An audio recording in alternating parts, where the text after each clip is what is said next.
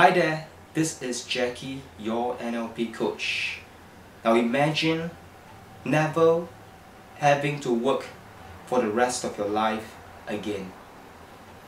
Well, what I really mean is, imagine if you could just find your passion and start turning your passion into a profitable and rewarding career. Yet, perhaps the question that could be bugging you is, Jack, is it even possible for me to live my passion? It just isn't practical. Well, while finding your passion, I believe, is an important concern of your life in finding a rewarding career. Now, just as important it is for you to discover where your God-given talents actually lies. You see, while your passion will indicate to you the industry that you will be in, now it is your talent that will tell you the role that you best play in the industry that you are passionate about.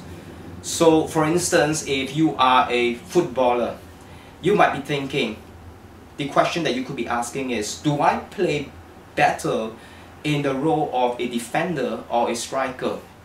So, if you could just turn and combine your passion and your talents together, this is where you could be embarking on your journey of living your passion and getting a rewarding and fulfilling career.